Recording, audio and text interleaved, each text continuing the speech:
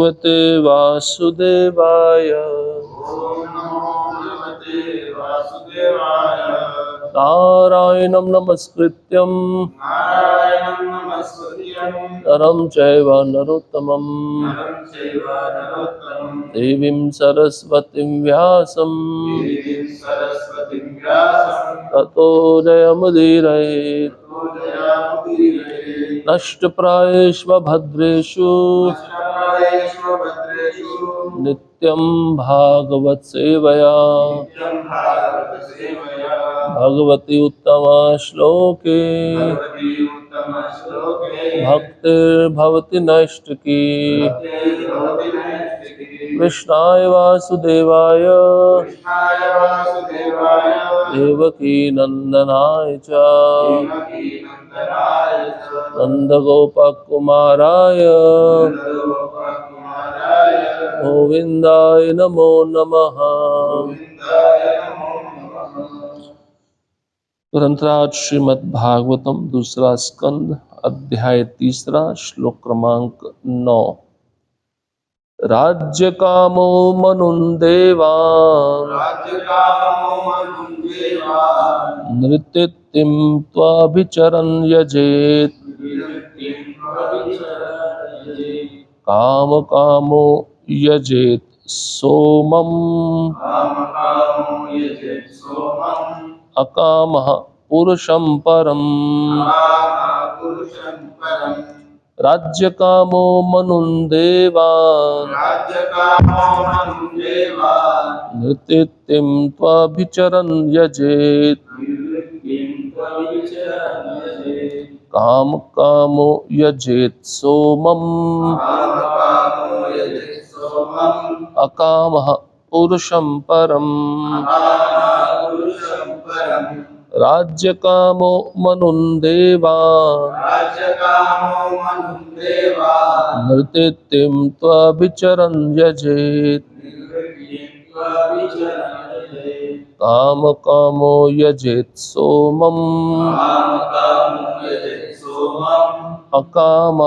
पुरुषं परम्। अकामपुरुषं परम्। राज्यकामो मनुन्देवान् राज्यकामो मनुन्देवान् नृत्यतिं त्वाभिचरन् यजेत् विवृत्तिं प्रविचरति काम कामो यजेत् सोमम् कामकामो यजेत् सोमम् अकामः पुरुषं परम्। अकामपुरुषं परम्। राज्यकामो मनुन्देवान् निवृत्तिं प्रविचरति कामकामो यजेत् सोमम् अकामपुरुषं परम्। राज्यकामो मनुन्देवान् निवृत्तिं प्रविचरति कामकामो यजेत् सोमम् अकामपुरुषं परम्। राज्यकामो मनुन्देवान्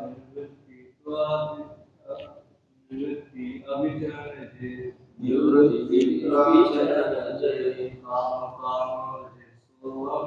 कामकामो यजेत् सोमम् अकामपुरुषं परम्। शब्दार्थ राज्य कामः राज्य की इच्छा करने वाला। मनुन ईश्वर के अर्ध अवतार मनुओं को। देवान देवताओं को। नृत्यतिम असुरों को। तू लेकिन अभिचरण शत्रु पर विजय पाने की इच्छा रखते हुए यजेत पूजे काम कामः इंद्र तृप्ति का इच्छुक यजेत पूजा करे सोमम चंद्र नामक देवता की अकामः निष्काम पुरुषम परमेश्वर की परम परम। अनुवाद और तात्पर्य। कृष्ण कृपा श्री मूर्ति अभय चरणारविंद भक्ति वेदांत स्वामी शिल प्रभुपाद द्वारा शिल प्रभुपाद की जय। अनुवाद। जो व्यक्ति राज्य सत्ता पाने का इच्छुक हो उसे मनुओं की पूजा करनी चाहिए। जो व्यक्ति शत्रुओं पर विजय पाने का इच्छुक हो उसे असुरों की, और जो इंद्र तृप्ति चाहता हो उसे चंद्रमा की पूजा करनी चाहिए। किंतु जो किसी प्रकार के भौतिक भोग की इच्छा नहीं करता उसे पूर्ण पुरुषोत्तम भगवान की पूजा करनी चाहिए। तात्पर्य, मुक्त आत्मा के लिए ऊपर गिनाए गए सारे भोग पूरी तरह से अर्थहीन है। जो लोग बहिरंगा शक्ति के गुणों द्वारा बद्ध है, केवल वे ही विभिन्न प्रकार के भौतिक भोगों द्वारा मोहित होते हैं। दूसरे शब्दों में, अध्यात्मवादी को भौतिक भोग को पूरा करने की कोई इच्छा नहीं होती, जबकि भौतिकतावादी समस्त प्रकार की इच्छाओं से युक्त रहता है। भगवान ने घोषित किया है कि जो भौतिकतावादी भौतिक भोग चाहते हैं और उनके लिए विभिन्न देवताओं से कृपा याचना करते हैं, जैसा कि ऊपर कहा गया है, वे अपनी इंद्रियों के नियंत्रक होने की स्थिति में नहीं होते और इस प्रकार मूर्ख सिद्ध होते हैं। अतः मनुष्य को कभी किसी तरह के भौतिक भोग की इच्छा नहीं करनी चाहिए। उसे तो पूर्ण पुरुषोत्तम भगवान की पूजा करने के लिए सजग रहना चाहिए। ऐसे विमूढ़ व्यक्तियों के नेता उनसे बढ़कर विमूढ़ होते हैं, क्योंकि वे खुलकर और मूर्खतापूर्वक यह प्रचार करते हैं कि मनुष्य किसी भी देवता की पूजा करके एक सफल प्राप्त कर सकता है। ऐसा प्रचार न केवल भगवत गीता या श्रीमद् भागवतम की शिक्षाओं से विपरीत है, अपितु मूर्खतापूर्ण भी है। यह उसी तरह है जैसे किसी भी विभिन्न यात्री टिकट के बल पर एक ही गंतव्य तक पहुंचने का अधिकार जताना। यदि कोई बड़ौदा का टिकट खरीदे तो वह उससे दिल्ली से मुंबई नहीं जा सकता। यहाँ यह स्पष्ट बताया गया है कि विभिन्न इच्छाओं से युक्त व्यक्तियों को भिन्न भिन्न प्रकार से पूजा करनी चाहिए, लेकिन जिसे कोई भोग वासना नहीं है उसे पूर्ण पुरुषोत्तम भगवान श्री कृष्ण की पूजा करनी चाहिए। पूजा की यह प्रक्रिया भक्ति में सेवा कहलाती है। शुद्ध भक्ति का अर्थ होता है किसी भी प्रकार की भौतिक इच्छा के बिना, अर्थात सकाम कर्म तथा अनुभववादी तर्क वितर्क की इच्छा से रहित होकर भगवान की सेवा करना। भौतिक इच्छाओं की पूर्ति के लिए मनुष्य चाहे तो परमेश्वर की पूजा कर सकता है, किंतु ऐसी पूजा से प्राप्त होने वाला फल भिन्न होता है, जिसकी व्याख्या अगले श्लोक में की जाएगी। सामान्यतः भगवान किसी की इंद्रिय भोग की कामनाओं को पूरा नहीं करते, किंतु वे अपने पूजकों को ऐसा वरदान देते हैं जिससे अंत में वे भौतिक भोग की इच्छा ना करने के बिंदु पर पहुंच जाते हैं। निष्कर्ष यह निकला कि मनुष्य को भौतिक भोग की इच्छाएं कम कर देनी चाहिए और इसके लिए उसे पूर्ण पुरुषोत्तम भगवान की पूजा करनी चाहिए, जिन्हें यहाँ परम या किसी भी भौतिक वस्तु के परे कहा गया है। श्रीपाद शंकराचार्य ने भी कहा है, नारायण परो अव्यक्तात्, परमेश्वर भौतिक चक्र से परे है। ओम अज्ञानतिमिरन्धस्य ज्ञानाञ्जनशलाकया चक्षुरुन्मिलितं येन तस्मै श्रीगुरवे नमः। श्रीचैतन्यमनोभीष्टं स्थापितं येन भूतले स्वयं रूपः कदा मह्यं ददाति स्वपदान्तिकम्। वन्देऽहं श्रीगुरोः श्रीयुतापदकमलं श्रीगुरुन् वैष्णवांश्च श्रीरूपां साग्रजातं सहगणा रघुनाथान्वितं तं सजीवं साद्वैतं सावधूतं परिजनसहितं कृष्णचैतन्यदेवं श्रीराधा कृष्णपादान् सहगणा ललिता श्रीविशाखान्वितांश्च हे कृष्ण करुणा सिंधु दीनबंधो जगत्पते गोपेश गोपिका कांत राधा कांत नमस्तुते तप्त कांचन गौरांगी राधे वृंदावनेश्वरी वृषभानुसुते देवी प्रणमामि हरिप्रिये वाञ्छाकल्पतरुभ्यश्च कृपा सिन्धुभ्येव च पतितानां पावनेभ्यो वैष्णवेभ्यो नमो नमः। नमो महावदन्याय कृष्णप्रेमप्रदायते कृष्णाय कृष्णचैतन्य नामिने गौरत्विषे नमः। नमः ॐ विष्णुपादाय कृष्णप्रेष्ठाय भूतले श्रीमते भक्तिवेदांत स्वामिन्निति नामिने नमस्ते सारस्वते देवे गौरवाणी प्रचारिणे निर्विशेष शून्यवादी पाश्चात्यदेशतारिणे जय श्री कृष्ण चैतन्य प्रभु नित्यानंद श्री अद्वैत गदाधर श्रीवासादि गौर भक्त वृंद हरे कृष्णा कृष्णा कृष्णा हरे हरे हरे राम राम राम हरे हरे।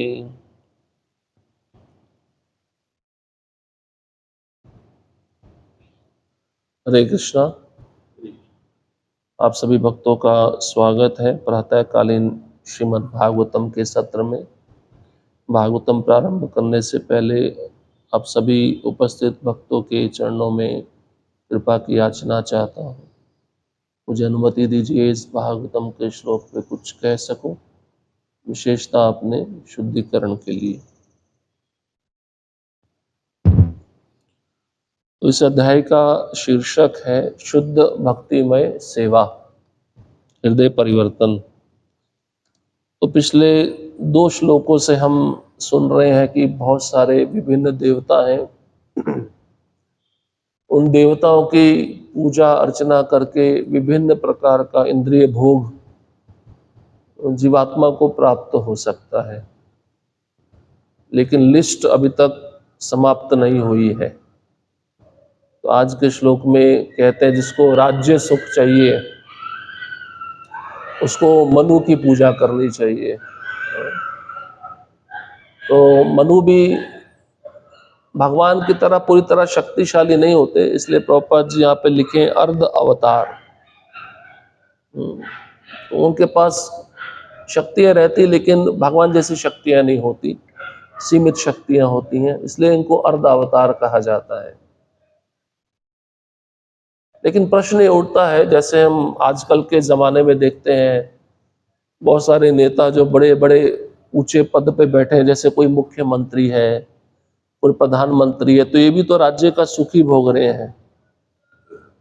तो इन्होंने क्या मनुओं की पूजा करके ये पद प्राप्त किया है?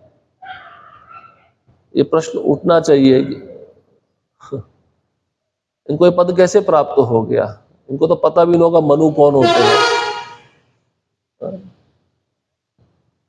तो प्रभुपाद जी एक जगह कहते हैं कि जब किसी क्षेत्र में हम जाते हैं, वहाँ का अनुभव लेते हैं, उसमें रुचि लेते हैं, तो हमें लगता है कि हमें ये मिलना चाहिए। तो उसके लिए व्यक्ति क्या करता है?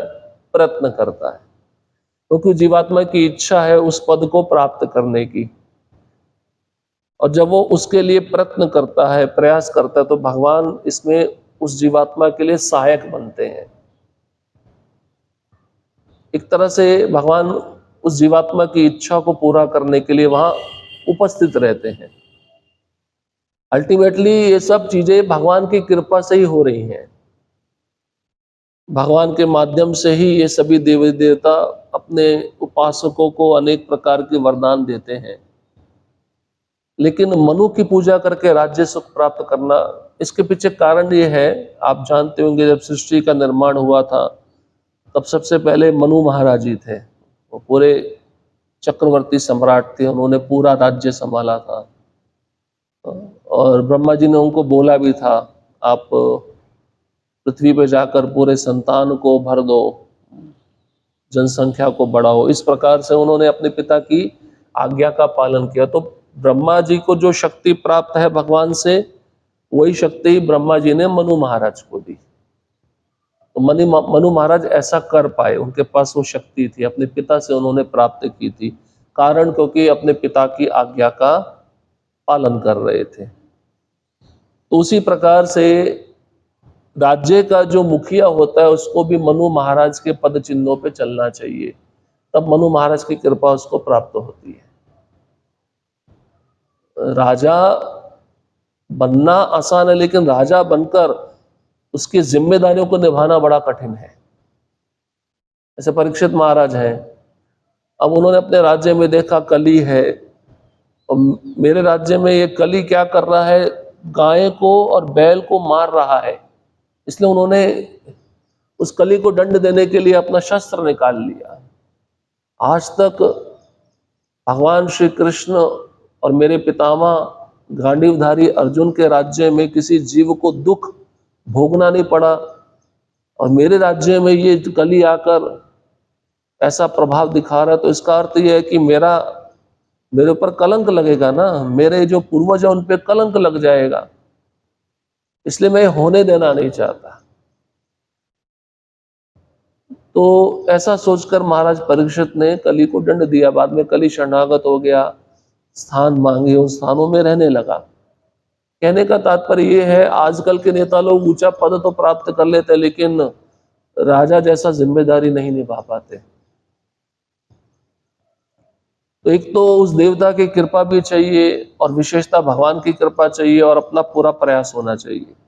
इस माध्यम से जो जीवात्मा को वस्तु चाहिए प्राप्त हो पाती है। और फिर आगे कहते हैं कि जो शत्रुओं पर विजय पाने का इच्छुक हो उसको असुरों की पूजा करनी चाहिए।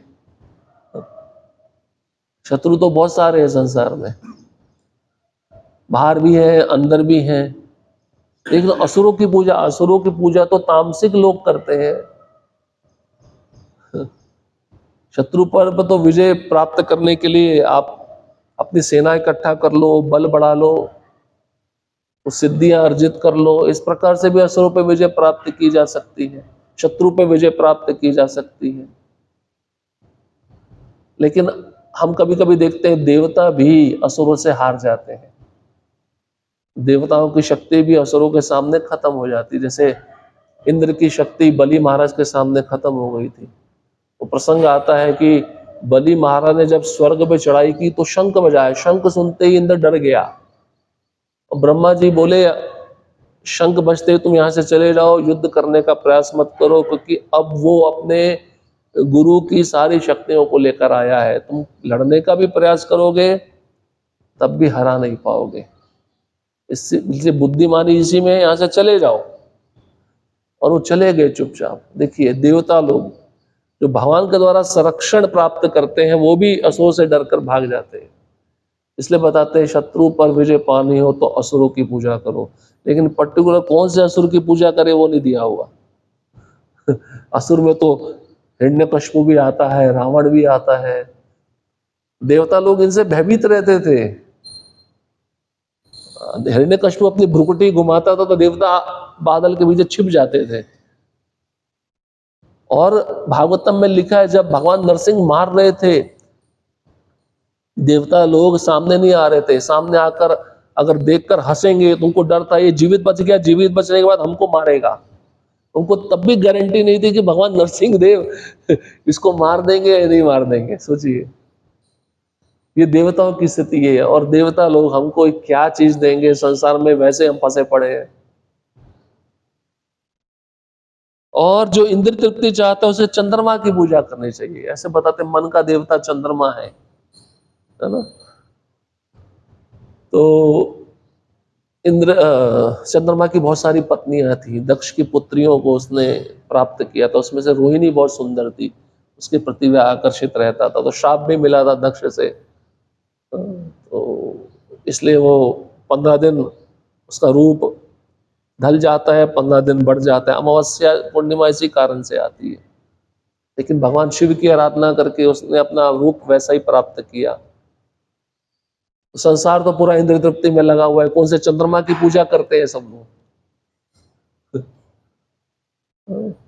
कोई चंद्रमा की पूजा नहीं करता है, कोई किसी देवता की पूजा नहीं करता। हाँ, गिने चुने लोग करते हैं, उनको वो इच्छा वस्तु प्राप्त हो जाती है, लेकिन अधिकतर लोग देखिए आप इंद्र तृप्ति में लगे हुए हैं, उनको सारा वैभव प्राप्त होता है।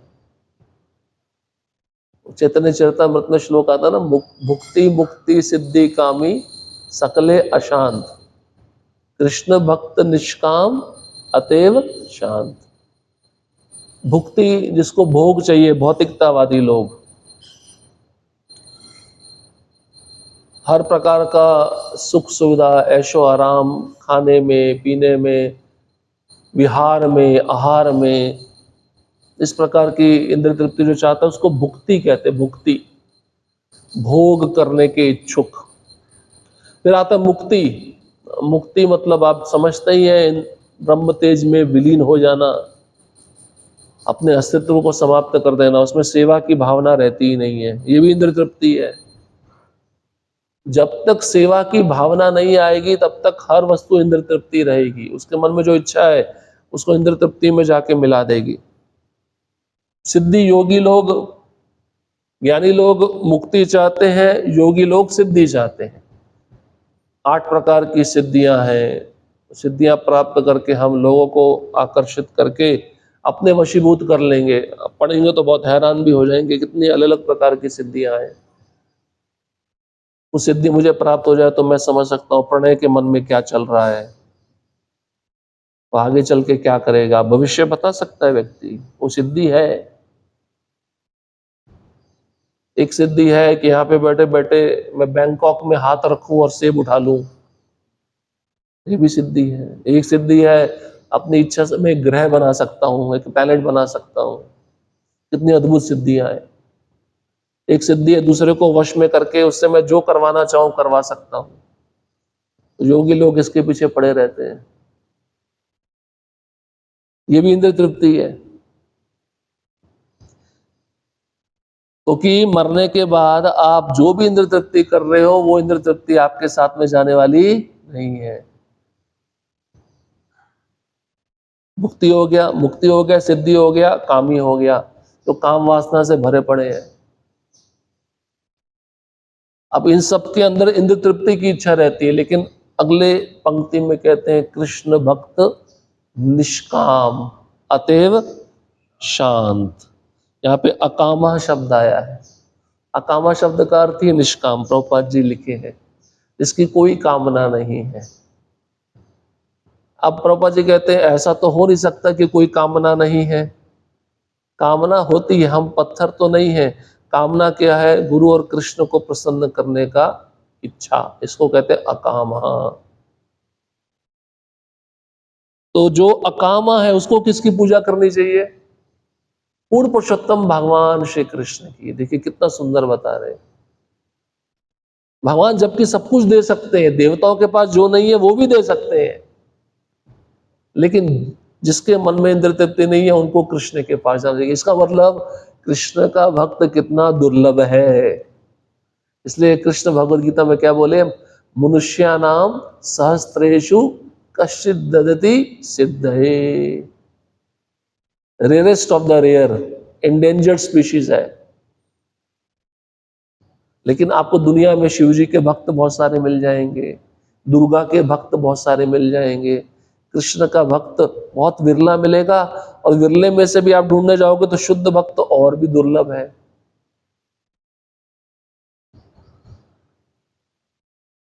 तो शुद्ध भक्ति के मार्ग पे चलना चाहिए। देखिए प्रभुपाद जी शुद्ध भक्ति का अर्थ बता रहे हैं तात्पर्य में, किसी भी प्रकार की भौतिक इच्छा के बिना, सकाम कर्म की इच्छा भी नहीं होनी चाहिए, और तर्क वितर्क से इच्छा जो होती है उससे रहित होकर भगवान की सेवा करना।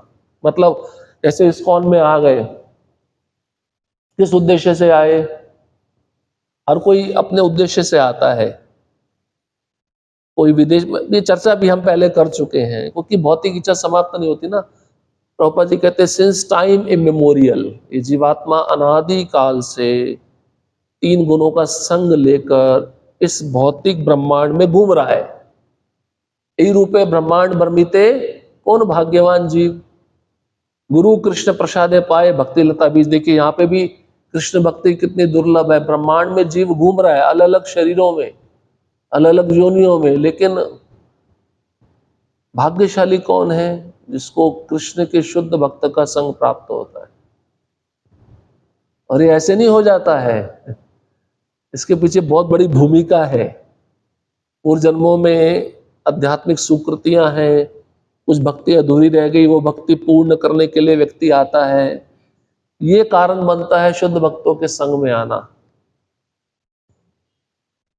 इसलिए शुद्ध भक्ति में आकर हमें उस शुद्ध भक्ति को मेंटेन करना सीखना चाहिए, और ये बहुत कठिन है। कई भक्त बोलते हैं प्रभु जी मंदिर में बहुत पॉलिटिक्स है, हम क्या करें, इससे अच्छा घर में जाके ही भक्ति करेंगे। कर लो, मंदिर से ज्यादा माया तो घर में है, अनुभव ले लो। अपनी इच्छा नहीं बताएंगे, किस पे आरोप लगा रहे हैं? दूसरों पे। अरे आपकी क्या इच्छा है ये भी तो व्यक्त करो। देखो इंद्रिय तृप्ति के लिए व्यक्ति कितना प्रयास करता है, लेकिन भक्ति के लिए जरा सा कष्ट सहने को तैयार नहीं है। तो भक्ति विनोद ठाकुर कहते हैं भगवान आपकी भक्ति में अगर मुझे कोई कष्ट मिल रहा है, वो कष्ट ही मेरे लिए सबसे बड़ा सुख है। इसको कहते हैं शुद्ध भक्ति। अपनी परवाह ना करते हुए जब वो भक्त भगवान की सेवा में पूरी तरह लगा हुआ है, उसको कहते हैं शुद्ध भक्ति। आप जानते हैं जयानंद प्रभु के बारे में, प्रभुपाद जी के शिष्य गृहस्थ थे, दिन में टैक्सी चलाते थे, रात में मंदिर में सेवा करते थे, और टैक्सी चलाकर जो पैसा आता था प्रभुपाद जी को देते थे, अपने पास कुछ नहीं रखते थे। सोचिए, रात में भक्तों के कपड़े धोते थे जब भक्त सो जाते थे। अब भक्तों को पता नहीं चलता था हमारे कपड़े किसने धोए हैं। कभी कभार लेक्चर में बैठते थे प्रभुपाद जी के, उनको नींद आती थी, क्योंकि नींद होती नहीं थी उनकी, तो भक्त उनको उठाते थे। प्रभुपाद बोलते थे उनको मत उठाओ। अब आप सोचिए प्रभुपाद जी के सामने कोई सो रहा हो लेक्चर में, प्रभुपाद जी उसको कैसे प्रताड़ित करेंगे, लेकिन जयानंद प्रभु को सोने देते, तो उनको पता था इनकी स्थिति क्या है। हर अवस्था में, हर परिस्थिति में जब भक्त भगवान से कुछ भी नहीं मांगता, केवल उनकी निष्काम प्रेममय सेवा मांगता है, इसको कहते हैं शुद्ध भक्ति। मांगने को तो बहुत सारी चीजें हैं। ये मन हमको बाध्य करता है ना इंद्र तृप्ति में लगने के लिए, ये मन बड़ा दूषित है। लेकिन जिस प्रोसेस में हम बैठे हैं ना, सबसे परफेक्ट प्रोसेस है, इसको करते रहो। आपका मन नहीं लग रहा है फिर भी करते रहो, एक दिन ऐसा आएगा आपका मन लगने लगेगा, आपको अच्छा लगने लगेगा।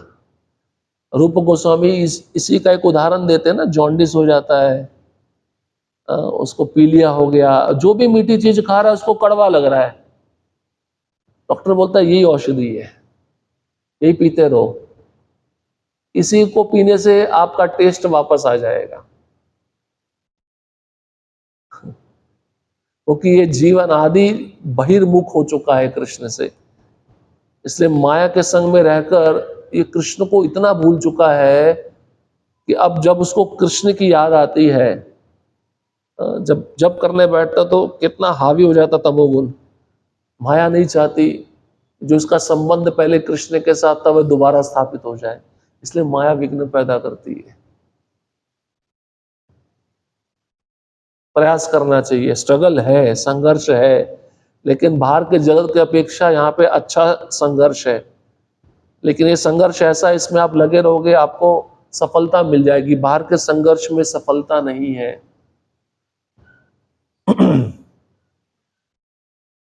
जगत बड़ा भयावह स्थिति में पड़ा हुआ है, तो भक्ति सिद्धांत महाराज जी का एक सुंदर ग्रंथ है हरि भक्ति कल्प लतिका। उसमें कुछ शुद्ध भक्ति के श्लोक है, जैसे भक्त जब शुद्ध भक्ति करता है तो उसमें कौन से गुण उत्पन्न होते हैं, इसके विषय में भक्ति सिद्धांत सरस्वती ठाकुर महाराज बहुत सुंदर वर्णन करते हैं। वे कहते हैं तम क्षणवतः श्रुतिपुटेन हृदय प्रविष्टस तस्मान महासरस एव निजात स्वपूर्णात् कृष्णो विनिसरति निर्झर वद विमुक्तान बंधान मुखाध्वनि सदा गुण नाम मूर्त्या। कहते हैं कि जब पानी बिना किसी बाधा के बहता है, अपनी नदी देखी होगी जो प्रवाहमान नदी होती है, रुकती नहीं है, उसको अपना रास्ता मिला हुआ है, उस मार्ग पे नदी बहती जा रही है। Like water flowing without obstruction, बिना किसी रुकावट के जो पानी वो बह रहा है। भगवान श्री हरि उसी तरह से उन भक्तों के हृदय में प्रवेश करते हैं जो भक्त श्रद्धा पूर्वक उनके नाम, उनके गुण लीला को श्रवण करते हैं। क्षणवतः भगवान हरि उन भक्तों के हृदय में प्रवेश कर जाते हैं। इसका अर्थ यह है कि पहले हरि नहीं थे क्या, हृदय में हरि थे लेकिन हम सुन नहीं रहे थे, इसलिए वो मार्जन नहीं हो रहा था। लेकिन जब भगवान देखते मेरा भक्त मेरे नाम रूप गुण लीला को ध्यान पूर्वक सुन रहा है, तो भगवान प्रवेश करके कानों के द्वारा हृदय में जाकर उसको मार्जन करते हैं और भगवान फिर उस शुद्ध भक्त के मुख से अपने को प्रकट कराते हैं, उस शुद्ध भक्त के हृदय से अपने को प्रकट कराते हैं, क्योंकि भगवान देखते हैं कि उस समय मेरा शुद्ध भक्त सदैव अपनी जीवा पे मेरे नाम का उच्चारण कर रहा है, या भगवान देखते हैं कि उस समय मेरा भक्त सदैव मेरी कीर्ति का गायन कर रहा है। इसलिए प्रहलाद महाराज कहते हैं ना कि मुझे संसार के किसी भी वस्तु से, किसी भी व्यक्ति से कोई भय नहीं है। क्यों? क्योंकि मेरा हृदय पूरी तरह से आपके चरण कमलों में लगा हुआ है, मेरा चित्त आपका गुणगान करने में लगा हुआ है। चित्ते चले धृत मले च युग स्वभावाद ध्यानादिकम परम योगी कृतम न सिद्धेत तत्साधनानंतरम मापस्य हरिम परिप्सुसुतन नाम कर्ण श्रुदयादुनु कीर्तयेष्ट। ये जो मनुष्य का मन है ना, बड़ा चंचल है और इतना दूषित हो चुका है, कलयुग का इतना प्रभाव हो चुका है इस मन के ऊपर कि मन ना भगवान के नाम को सुनना चाहता है, ये मन ना भगवान के रूप को देखना चाहता है, और ये मन ना भगवान के भगवान से संबंधित वस्तुओं को स्पर्श करना चाहता है। यहां तक कि बड़े बड़े योगी भी असमर्थ होते हैं अपने को पूर्णत्व प्राप्त कराने में ध्यान के द्वारा। बड़े बड़े योगी ध्यान लगाकर भगवान से भेंट करने का प्रयत्न करते हैं, लेकिन कर नहीं पाते, पूर्णता को प्राप्त नहीं कर पाते। इसलिए जो भगवान हरि के चरण कमलों को प्राप्त करने का इच्छुक है, उसको भक्ति में साधना के अतिरिक्त सारी साधना छोड़ देनी चाहिए। योगी जो ध्यान लगा रहे हैं उस साधना को छोड़ देना चाहिए। कर्मी जो सकाम कर्म में लगे हैं वो भी एक प्रकार की साधना, उसको छोड़ देना चाहिए। फिर कौन सी साधना में अपने मन को लगाना चाहिए? जो भक्ति योग की साधना है, जो हम सुबह करते हैं ना, यही साधना में अपने मन को लगाना चाहिए।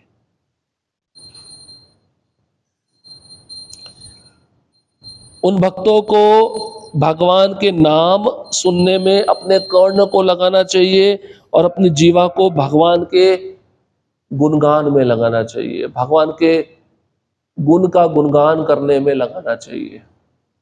तभी ये मन जो इतना दूषित है वो नियंत्रित हो सकता है। अजामिल का मन कितना दूषित था। अजामिल ने जब एक दृश्य देखा, उस दृश्य को देखकर उसके मन में सब प्रकार की भौतिक इच्छा जागृत हो गई। इसलिए भक्तों को चाहिए साधना के समय भी वे अपनी दृष्टि भगवान के चरण कमलों पे केंद्रित करे। ये प्रयास करना चाहिए। मन जहां जहां जाता है उसको खींच के वापस लाए, नाम में लगाए। ये बहुत जरूरी है। नाम से ही प्रक्रिया शुरू होती है। नाम से रूप आएगा, रूप से गुण आएगा, गुण से लीला आएगा। ये प्रक्रिया हमको करनी पड़ेगी।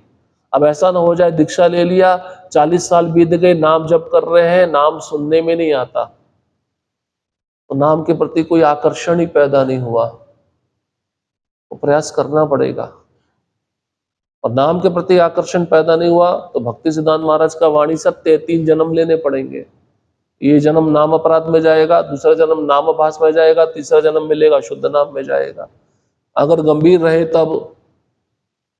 लेकिन इसी जन्म में प्रभुपाद जी के जो उपदेश हैं उनको अपने जीवन में पालन किया तो हम सब समस्याओं के निवारण से मुक्त हो सकते हैं। हम सब समस्याओं का जो हम बोझ लेके घूम रहे हैं अनेक जन्मों से, उससे मुक्त हो सकते हैं।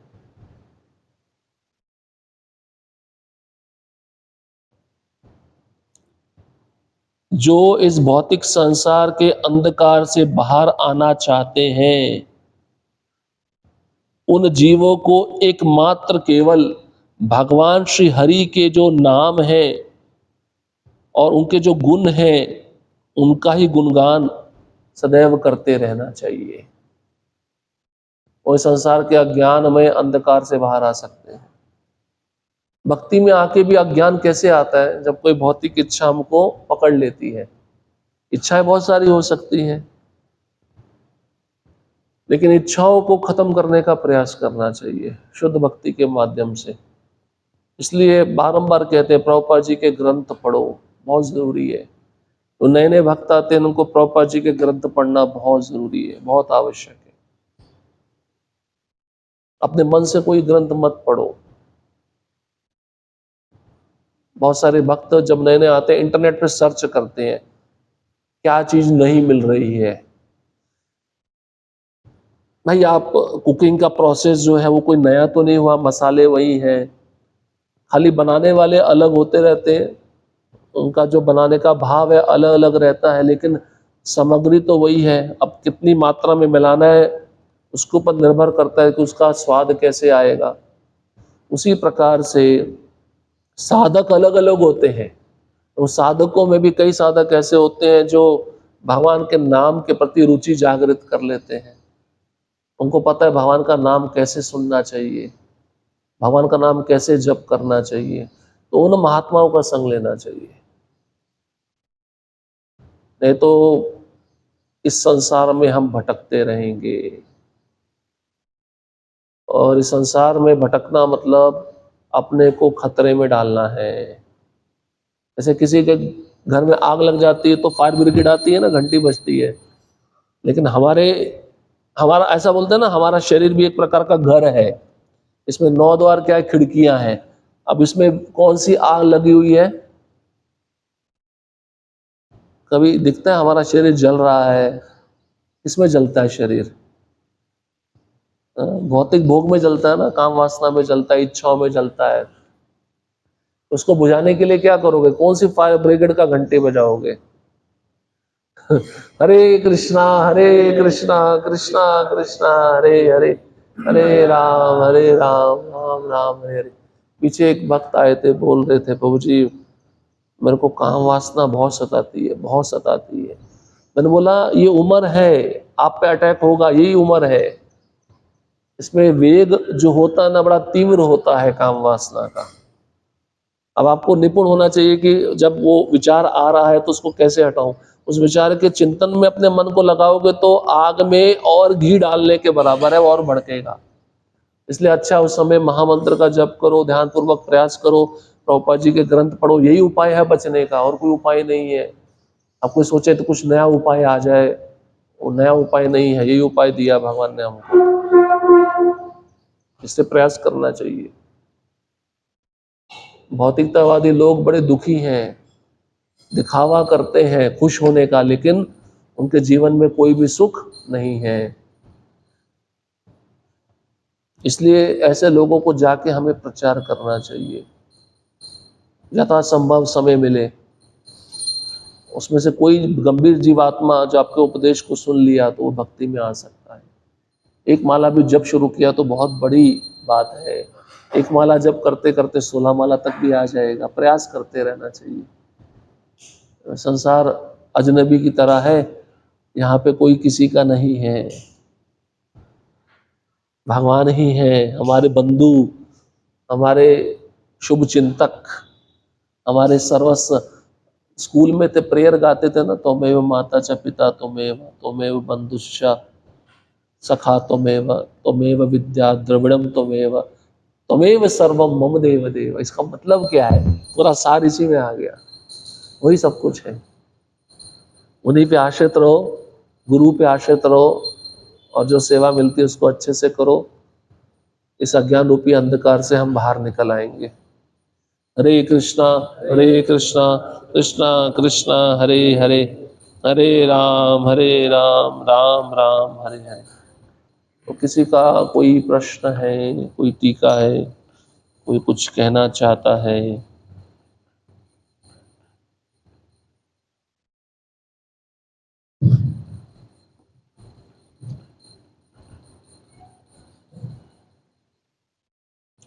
ग्रंथराज श्रीमद् भागवतम की जय, श्रील प्रभुपाद की जय।